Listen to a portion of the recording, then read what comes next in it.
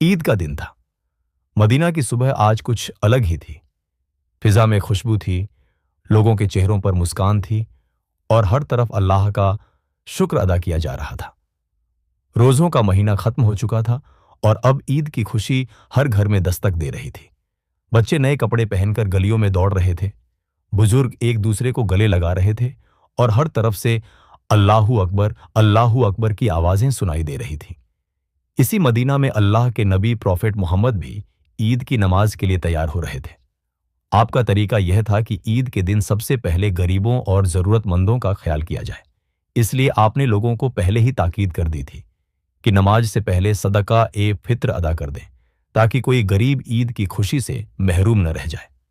जब सूरज थोड़ा ऊपर उठा तो लोग ईदगाह की तरफ जाने लगे।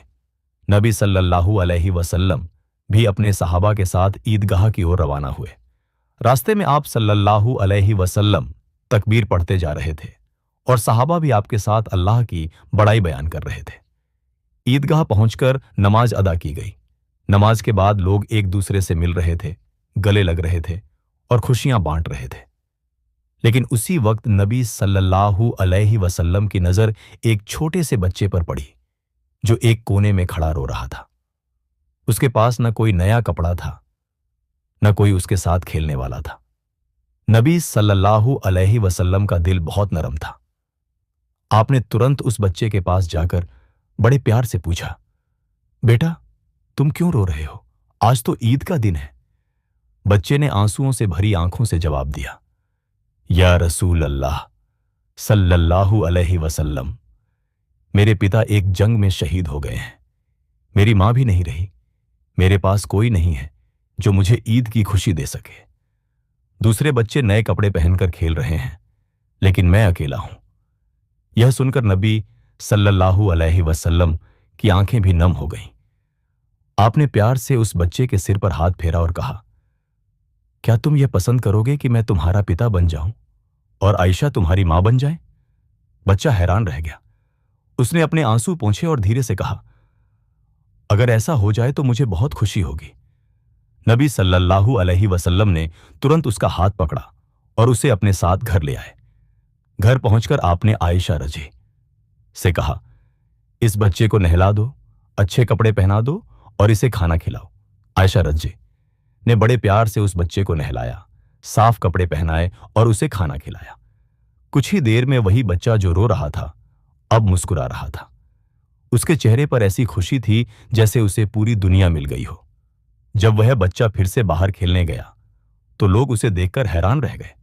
सुबह जो बच्चा रो रहा था अब वही सबसे ज्यादा खुश नजर आ रहा था।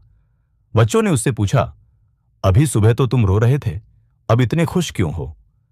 बच्चे ने मुस्कुराते हुए कहा, पहले मैं अनाथ था, लेकिन अब मेरे पिता नबी मोहम्मद सल्लल्लाहु अलैहि वसल्लम हैं और मेरी मां आयशा रज़ियल्लाहु अन्हा हैं। यह सुनकर लोग भावुक हो गए। उन्हें समझ आ गया कि नबी सल्लल्लाहु अलैहि वसल्लम सिर्फ एक पैगंबर ही नहीं बल्कि पूरी इंसानियत के लिए रहमत बनकर आए थे। उस दिन नबी सल्लल्लाहु अलैहि वसल्लम ने अपने अमल से यह सिखा दिया कि ईद सिर्फ नए कपड़े पहनने या अच्छा खाना खाने का नाम नहीं है। असली ईद तब होती है जब हम किसी उदास दिल को खुश कर दें, किसी अनाथ के सिर पर हाथ रख दें और किसी गरीब को भी अपनी खुशी में शामिल कर लें। उस दिन मदीना के लोगों ने एक बड़ा सबक सीखा। उन्होंने देखा कि अल्लाह के नबी सल्लल्लाहु अलैहि वसल्लम का दिल कितना रहमदिल था। आप सल्लल्लाहु अलैहि वसल्लम के लिए हर इंसान की खुशी मायने रखती थी, खासकर उन लोगों की जिनका दुनिया में कोई सहारा नहीं था। शाम होने लगी तो मदीना की गलियों में ईद की रौनक अभी भी कायम थी। बच्चे खेल रहे थे, लोग एक दूसरे के घर जा रहे थे और हर तरफ खुशी का माहौल था। लेकिन उस छोटे बच्चे की खुशी सबसे खास थी, क्योंकि उसे सिर्फ नए कपड़े या खाना ही नहीं मिला था, बल्कि उसे एक परिवार मिल गया था। और यही वह दिन था जब लोगों ने समझा कि नबी सल्लल्लाहु अलैहि वसल्लम की जिंदगी सिर्फ बातें करने की नहीं थी, बल्कि हर बात को अमल से साबित करने की थी। ईद का असली पैगाम भी यही है, मोहब्बत, रहमत और इंसानियत।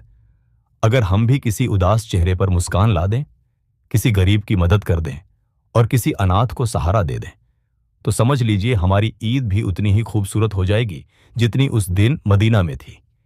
यही वजह है कि आज भी जब ईद आती है तो मुसलमान सिर्फ खुशियां ही नहीं मनाते, बल्कि गरीबों और जरूरतमंदों को भी याद करते हैं, क्योंकि यही तरीका हमें हमारे प्यारे नबी मोहम्मद सल्लल्लाहु अलैहि वसल्लम ने सिखाया है।